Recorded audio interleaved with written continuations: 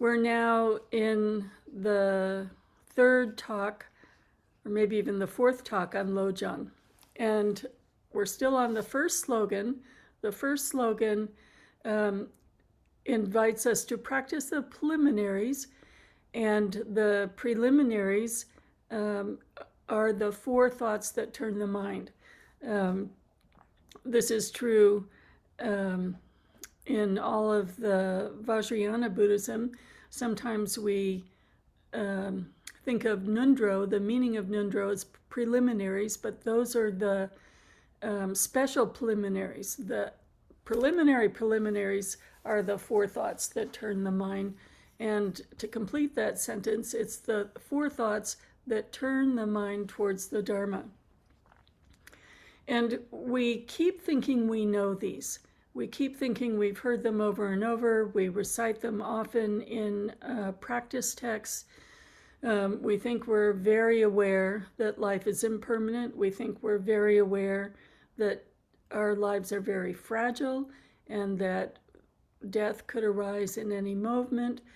We're not cognizant moment to moment by essentially our privilege of having the conditions to practice the Dharma and how very rare that is. And if we were to look at the billions of people worldwide to see how many have the conditions to practice the Dharma, we would see that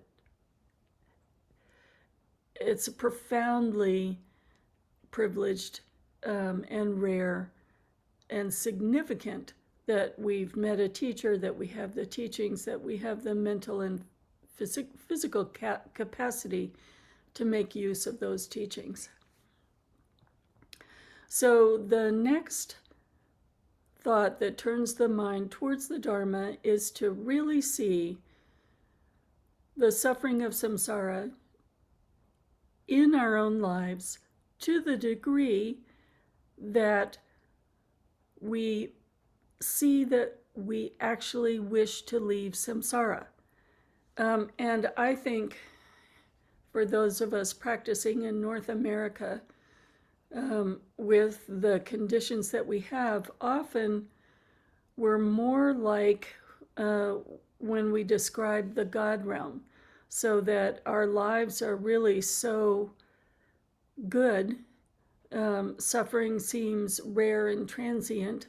We're not aware of the suffering of samsara, and we don't realize that we have these conditions, that there is a thread of suffering woven into the desire realm. And we did not look at that, so we did not use the teachings and make an effort to leave samsara. So the question that I want to explore this morning is, do we actually want to leave samsara? Do we know that we want to leave and that we're practicing so that we can leave samsara?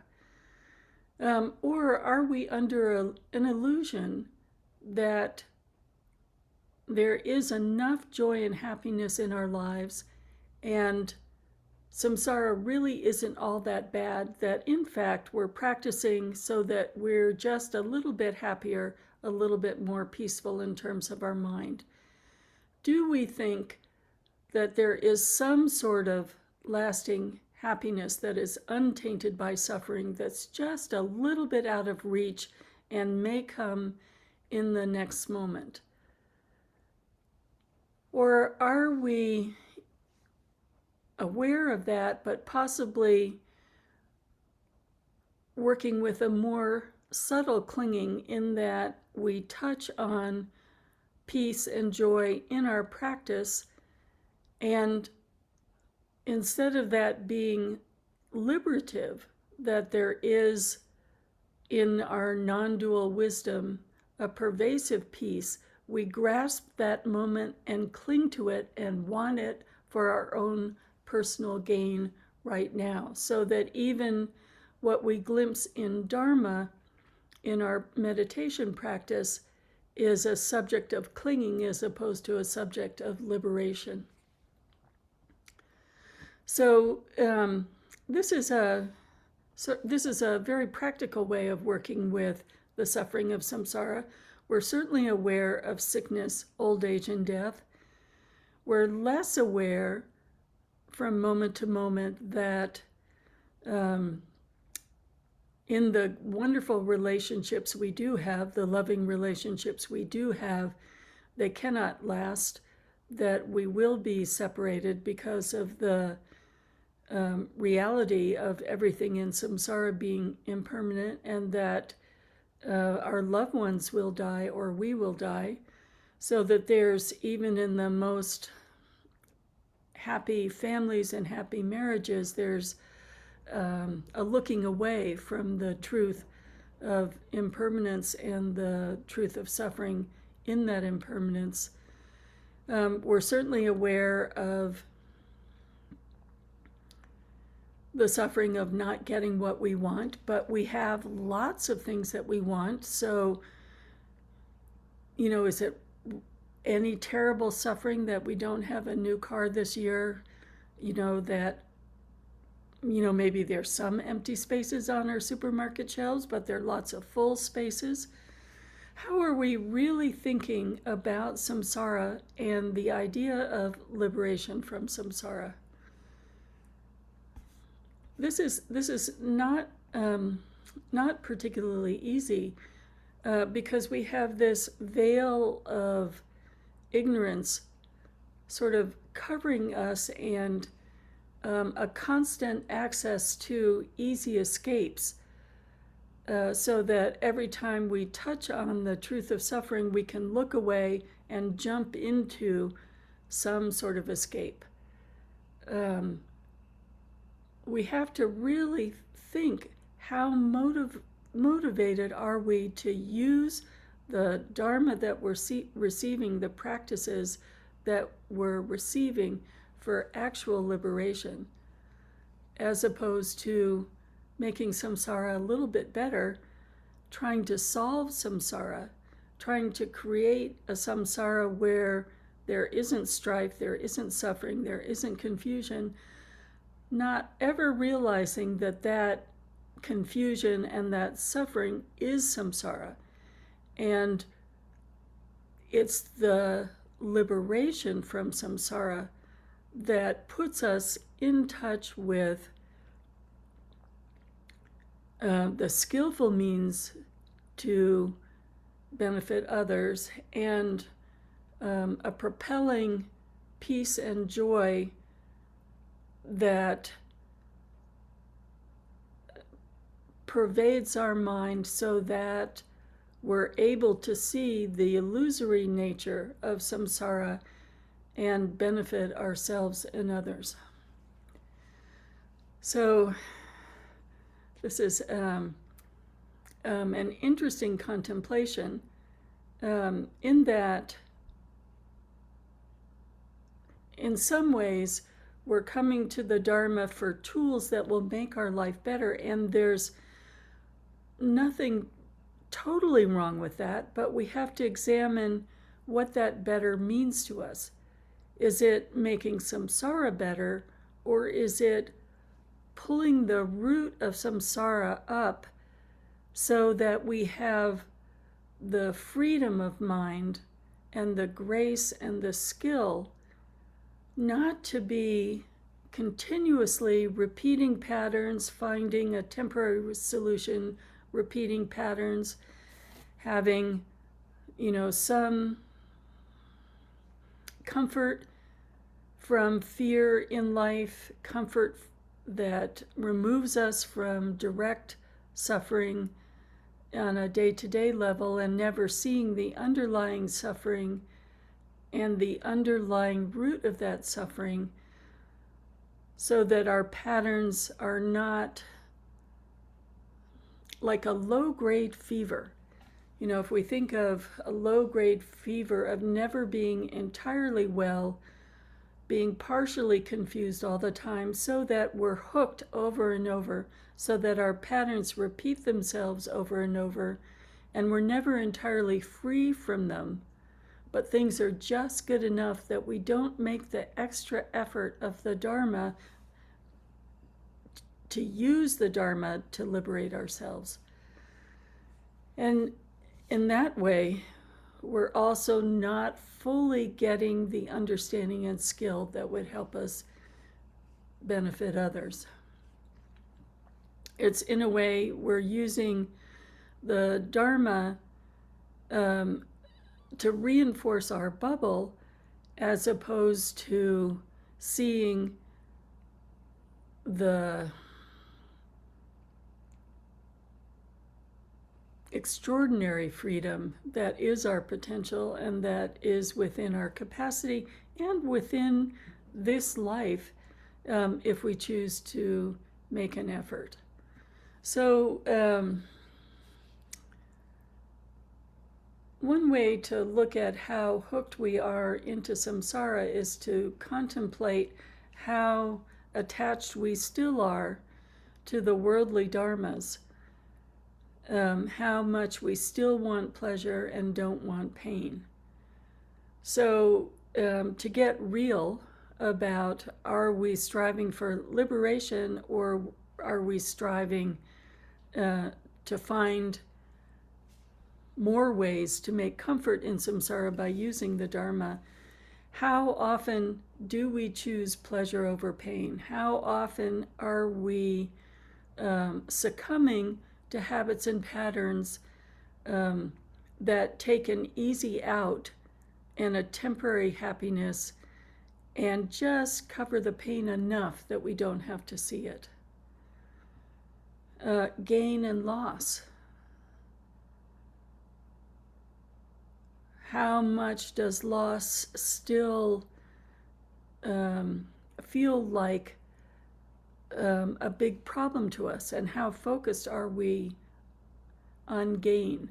Even when we're facing something like a medical diagnosis, there can be the moment of liberative thinking of how precious the life is, how much we want to use our time to really dwell in bodhicitta and spread that bodhicitta to others. And then it becomes, how quickly can I get my appointment? And, oh, what's happening with COVID in my state that's clogging up the hospitals? And, I'm sure this treatment is going to save me in the immediate near future, so I don't have to moment to moment sustain that awareness that is difficult to maintain, difficult, we know, to maintain consistent mindfulness without settling into comfort or distraction. Praise and blame. How much does blame still hurt? How much do we go into a kind of self-absorption if there's any kind of blame, and turn our mind instead of, oh, look at this person with Buddha nature in front of me, as opposed to, I think there was a quality in their tone of voice that hurt me. How hurt am I? So how are we still attached to that? And being the last couplet, being significant or insignificant. When we go to the family dinner, how important am I in this group? Or can I focus on the happiness of each and every one around the table and have my recognition? Am I content with being insignificant, but only thinking of the significance of others? So we want to just ask ourselves, are we really trying to leave samsara? And when I think of, is samsara wearying? We touch base with it sometimes, and I know we've touched base with it sometimes in our Sunday morning reflections, when we see how tired we are of being caught in our patterns, how tired we are of when we see over and over again we're losing our temper, over and over again we're irritated with loved ones, over and over again we're hooked into aggression or hooked into desire. That's when we start to see, I am just so tired of this. When I really see samsara, I'm so tired of this. And can I look at that for what it is and use it as the doorway to renunciation? Can I see that renunciation is not so much revulsion, not so much of I'm never going to do that again because it's bad. It's more, I'm so weary of my patterns, of my habits, over and over again, hurting myself and others. Can I see that this doorway of renunciation is leaving this confusion behind and letting the self-absorption diminish in the letting go of the self, and the joy and happiness is a byproduct.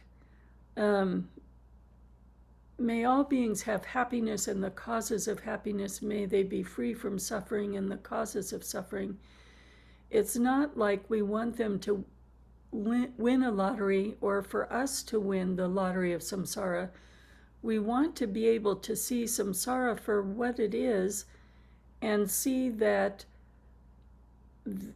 there is no lasting happiness. There is a thread of suffering running through due to desire and aggression, and that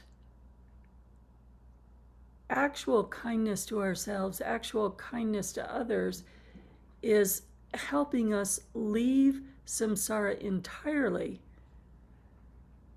And the byproduct of letting go of that self-absorption, that separation that makes a self and other, the byproduct of that is peace. The byproduct of that is bodhicitta. But happiness or bliss isn't the goal. Having a moment of peace and making samsara better isn't the goal. The goal is leaving samsara entirely. I was listening to the radio this morning when I was cleaning up the breakfast dishes. And I don't know anything about this meditation program, but they were advertising a 6-week meditation program titled Bliss and Mindfulness. And I'm thinking, oh my goodness, the goal isn't bliss. Joy is definitely a byproduct. But the goal is liberation. And actual liberation is then the capacity to benefit others immensely. But if we make that a goal, we're using the Dharma in a way that ensures we stay in samsara, stay in suffering, stay confused by desire and aggression. So I'd like to conclude this discussion or Dharma talk this morning with a quote that is from Manjushri to Seichen Kunga Ningpo. But the important thing is it's a communication from the emanation of wisdom, Manjushri. If you're attached to this life, you're not a practitioner. If you are attached to samsara, you don't have true renunciation. If you're attached to your own self-interest, you have no bodhicitta. If there is grasping, you do not have the view.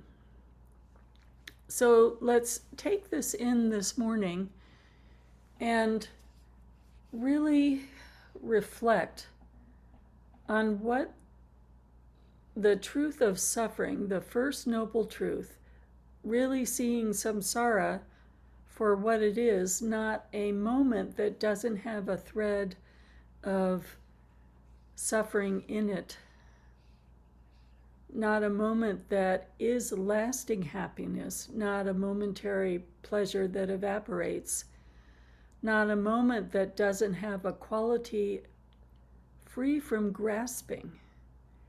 And what is the difference to you between samsara and staying in samsara and liberation?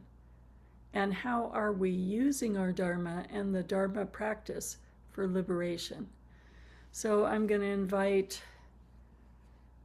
some good contemplation for this. Let's say 10 minutes of really looking again at our motivation for practicing and what we think samsara is,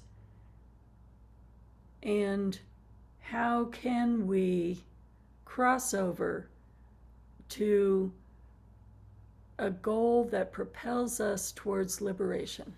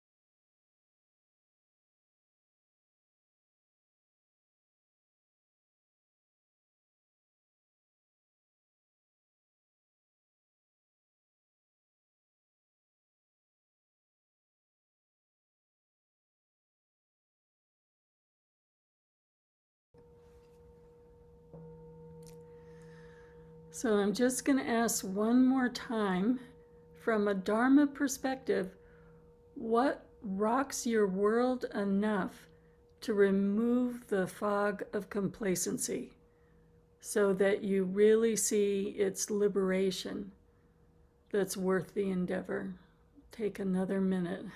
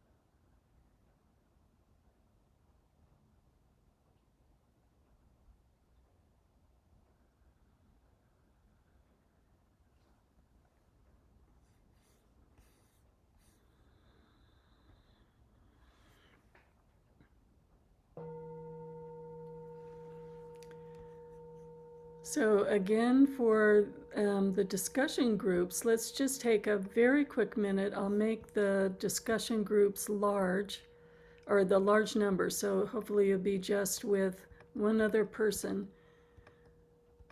What rocks your world enough that the fog of complacency evaporates and you really want liberation?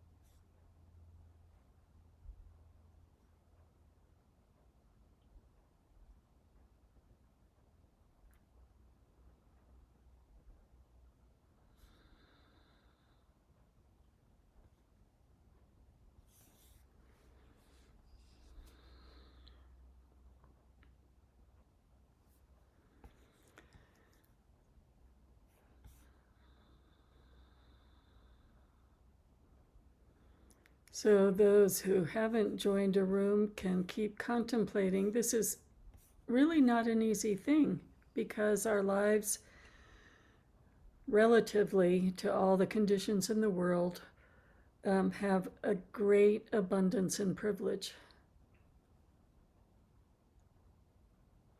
So how is it we can really cultivate renunciation? Let's keep contemplating.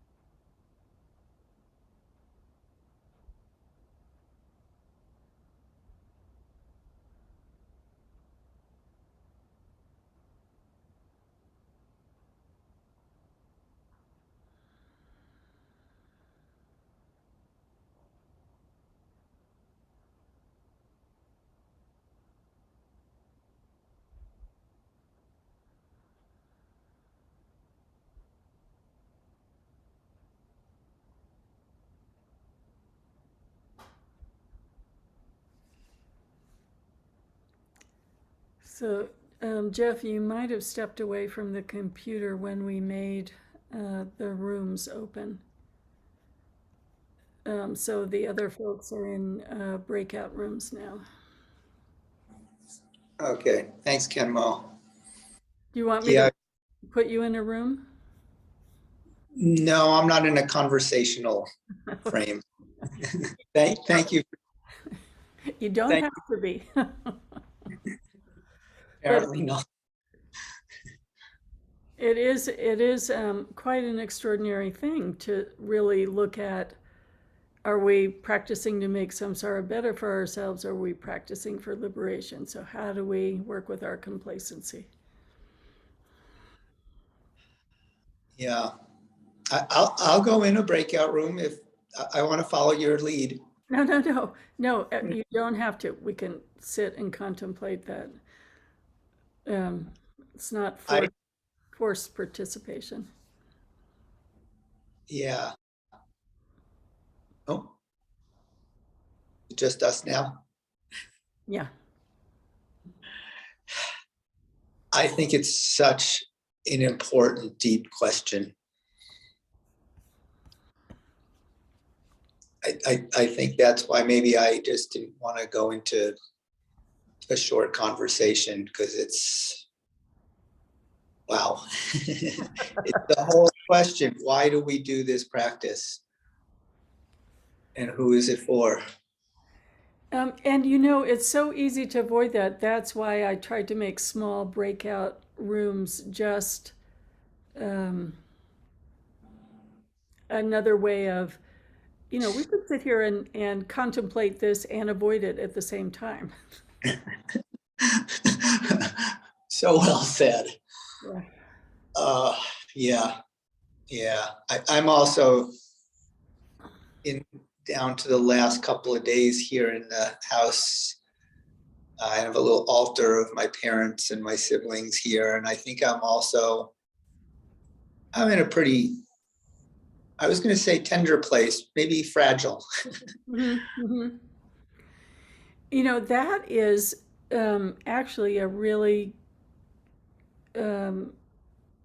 good moment to see the truth. Well, I had this couple come over to take a bed I'm trying to give away. Mm-hmm. And their mother just had a heart attack. She's 81. And I just keep getting struck by how good people are. Oh, isn't that nice? Yeah. And I'm struck by how much we all just keep hurting each other without meaning to. Mm-hmm. It's really, I just feel like I see it. Did you ever, have you ever watched The Matrix?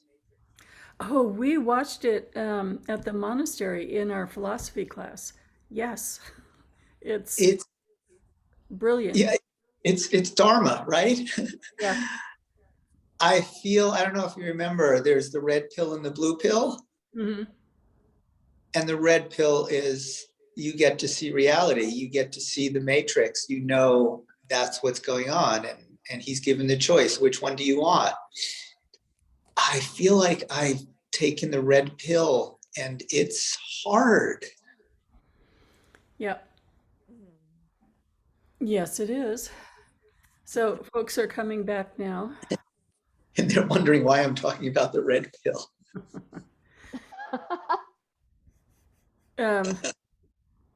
Actually, that you may want to share that at some time, the truth that you're seeing right now, Jeff.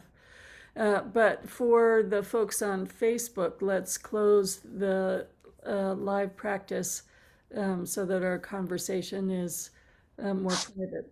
Bodhicitta, excellent and precious mind, where it is unborn, may it arise. May it arise, Where it is where born, may it not decline, but ever increase higher and higher. but ever increase higher and higher.